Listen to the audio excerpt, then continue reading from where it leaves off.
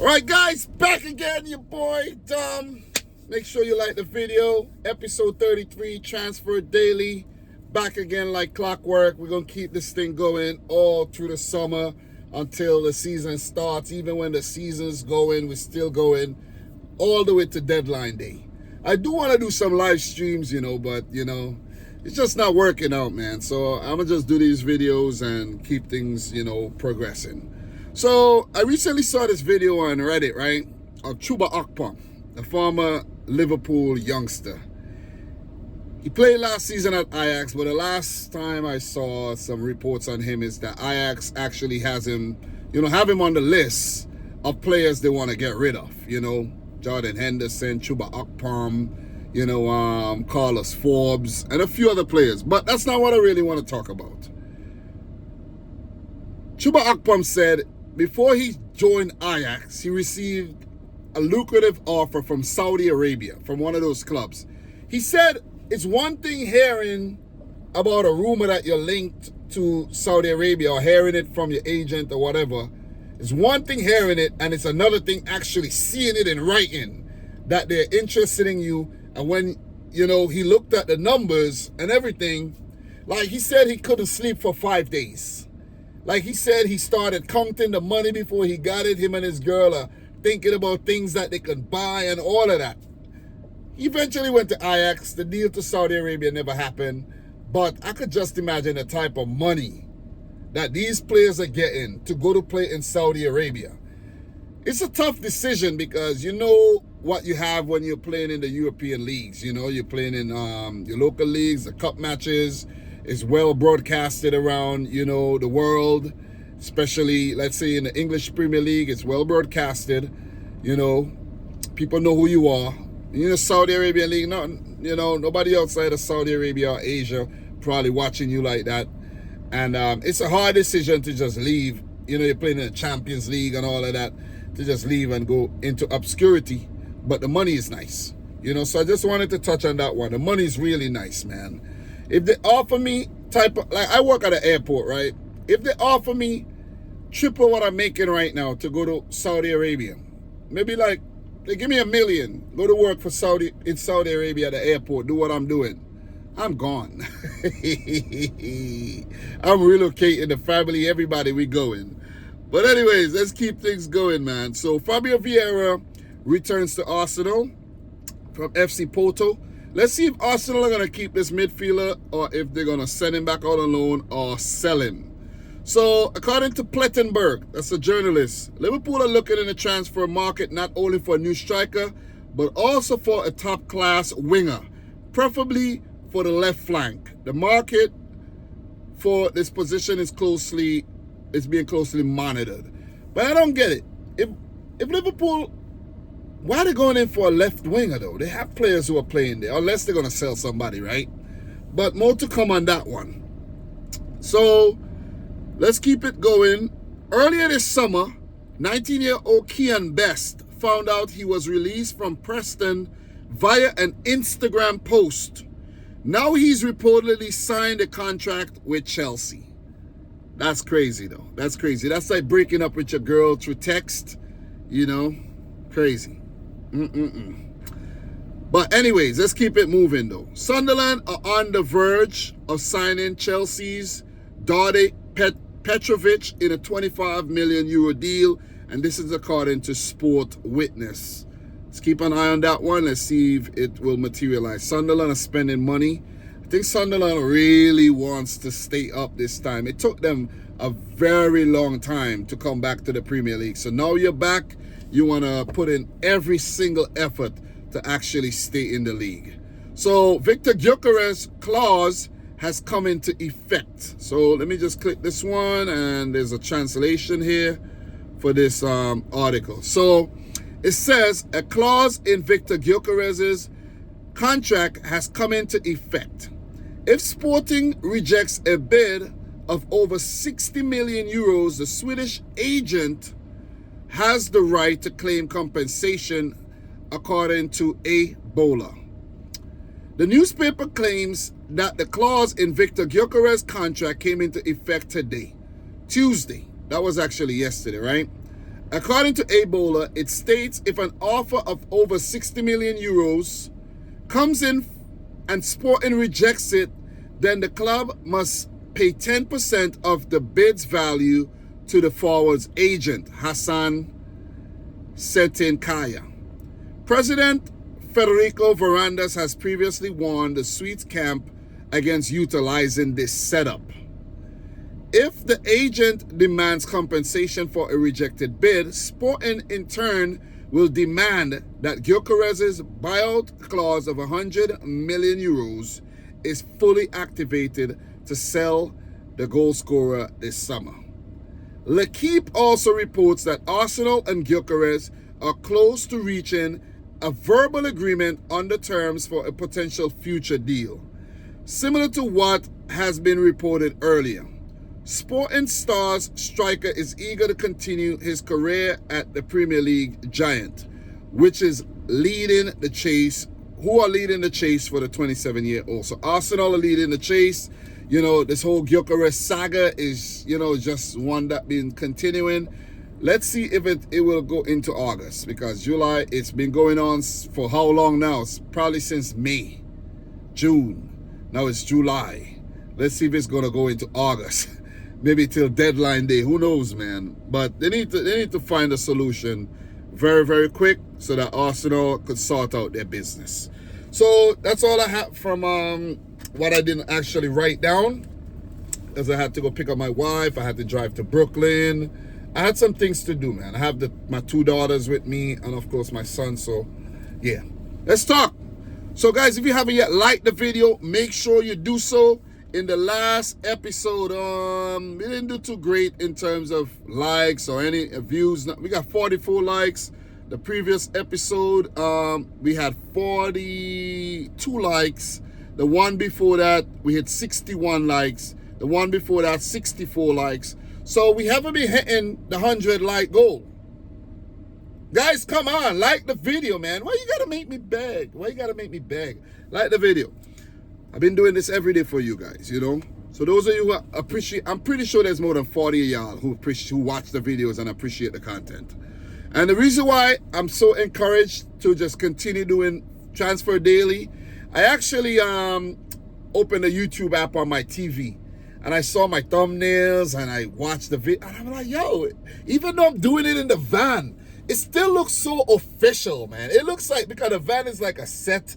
And it's so official, man. So big up to everybody supporting the thing.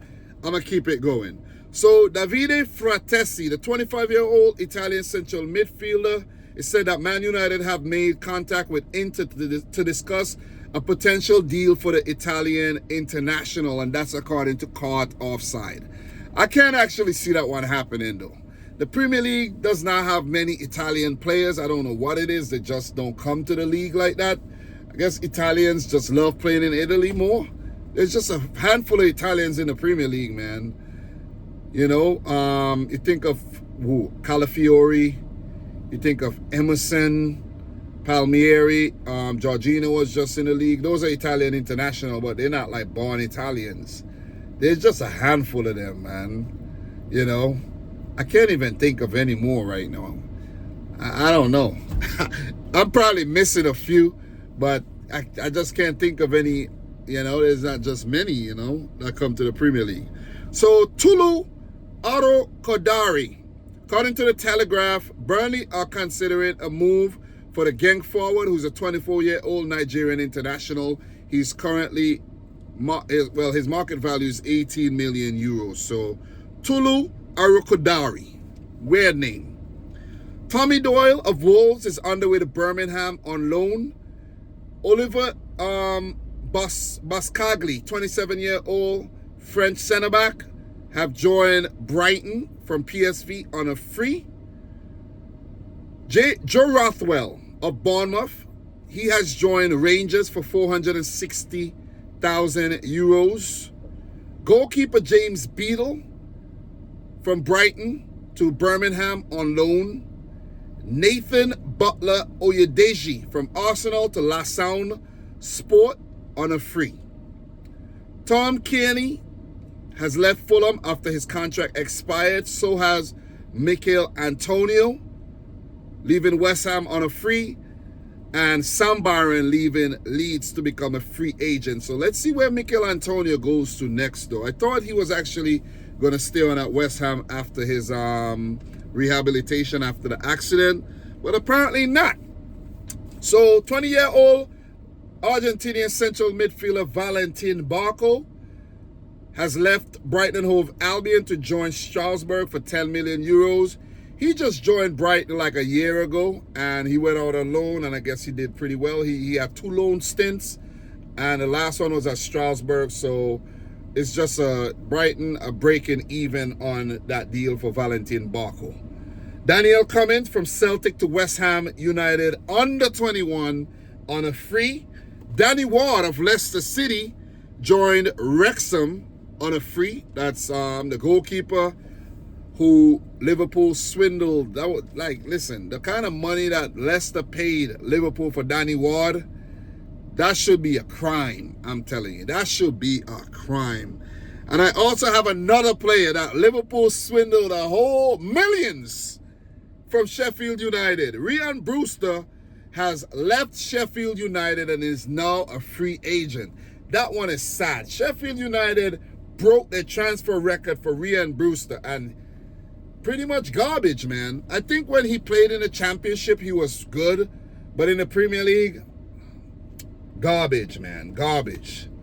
He showed so much promise, yet to be fulfilled.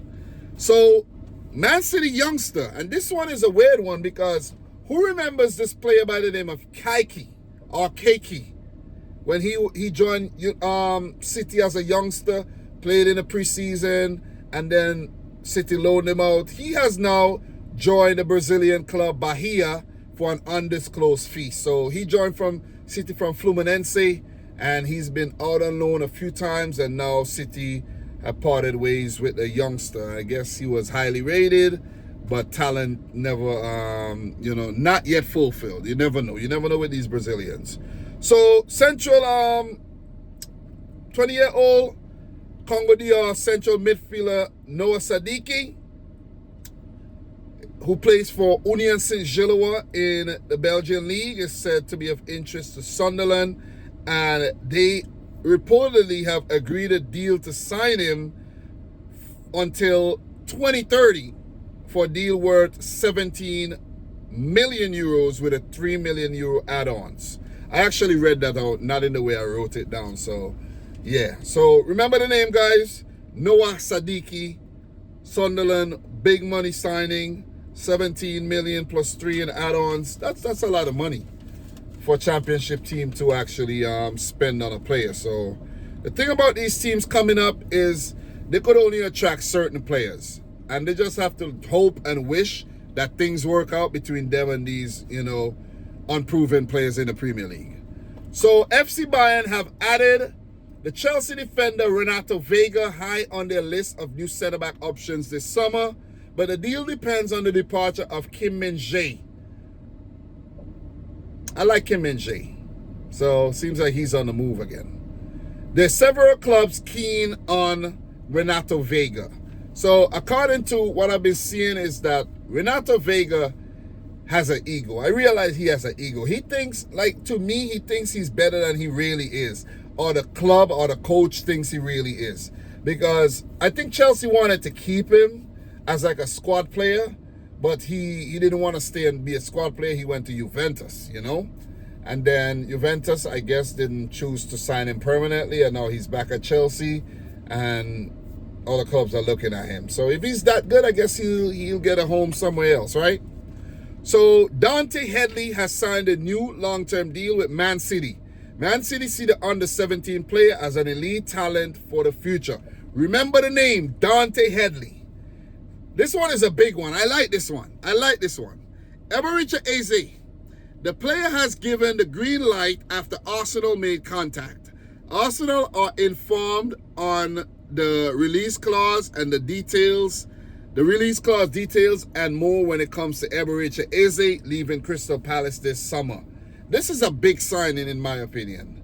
Out of all the potential signings that Arsenal are going to make, I think this one is the best one. Because Eberechi Eze since he came up from the Championship to Crystal Palace, he's just proven that he's on a whole nother level. I think he came up from, what was that club name again? I can't remember the club name. Was it, I can't remember the club, but it was one of those Championship teams, right? That Eze came up from. It's on the tip of my tongue, you know, but I just can't think about it right now. Let me see, Eze. Let me see. I'll let you guys know right now. Ever Richard Eze from where? Was it? Remember one of the blue badges? I can't remember which one, but I'll tell you right now. So Eze came up from QPR. That wasn't what I was thinking. But QPR though. He came from QPR to Crystal Palace, 17.8 million. So to come up from the Championship for that type of money, yeah, you must be a quality player. And a lot of players, I realize that, you know, make the leap from the Championship to the Premier League, they're usually very good. They're usually very, very good. You look at like players like Antoine Semenyo, just to name him, they're usually very, very, very good. So Arsenal are on the verge of signing Eze, and I think that would be their best signing this summer. If they do get Gyokeres, those two, oh man, that could be game. Those two could be game changers. But anyways, let's talk a bit about Luis Diaz. This one is a big one because I was really kind of convinced that Diaz was going to leave. He could still leave, but this is what was reported. Liverpool have rejected the approach from Bayern Munich after call made by director Max Eberl. Liverpool insists on their intention to keep the winger with no plans to negotiate. But meanwhile, there's still no agreement close over a new deal for Luis Diaz at Liverpool Football Club. So I think he got 2 years left on his contract. You don't really need to negotiate now. You could negotiate next season, right? But Liverpool are hell-bent on keeping Luis Diaz. And I could see why. This Luis Diaz is a quality player. He's fast. He could dribble. He got stamina. He's not really injured a lot. You know, he featured in about 76% of Liverpool's from the starting lineup in the Premier League last season. He's a key player. He's versatile. He could play on the wing. He could play through the center. So I could see why Liverpool wants to keep him. He's aggressive. You know, he's going to help out in defense and everything. He's a leader. He's, you know, a senior for Colombia. So you need players like that in your team, man. So I could see why they don't want to part ways with Liverpool, Luis Diaz, because look at Rodri last season, injured for City. I'm not saying that Liverpool can't win without Luis Diaz, but you never know. You never know. Maybe Luis Diaz was the difference between Liverpool winning a title and not winning a title. You can't argue that. You know what I mean? You can't argue that because Salah has been scoring goals every season. And Liverpool only won one title since Salah was there before last season. You see what I'm saying? So you could say, is Luis Diaz, he's the key. You could say that. So they said no to Barcelona. They said no to Bayern Munich. And they're probably just ignoring Al Nassr with their big money offer. Liverpool are probably saying, no money could make us sell Luis Diaz right now. We want to keep him. So that's that. Let me know your thoughts on that, guys. And if you haven't yet liked the video, please do so. And that's where we're going to land the plane, guys. We have two more to talk about, and we're going to land the plane right there. Jared Brantwaite has signed a new deal at Everton, valid until 2030. I can see why they tied him down. Everton going into a new stadium, and they would actually want to keep their best players at the club to maintain their Premier League status. And last but not least, Ruben Diaz. Man City are now set to discuss a new contract with Ruben Diaz in the weeks to come, looking to tie him down for the foreseeable future. So, yeah, there's been calls that Man City needs better defenders. Listen, I think City just needs a better goalkeeper. I don't know why we're persistent with Ederson. There's Chevalier, the Frenchman. There's, I actually want Diego Costa of Porto. I want Diego Costa. But I don't know. Pep's just stubborn right now, and he's sticking with Ederson. So, guys, thanks for watching yet another one. Subscribe if you like the video if you haven't yet done so. And until my next episode coming up tomorrow, peace out. Rich Squad. Guys, we talk, man. Talk to you soon.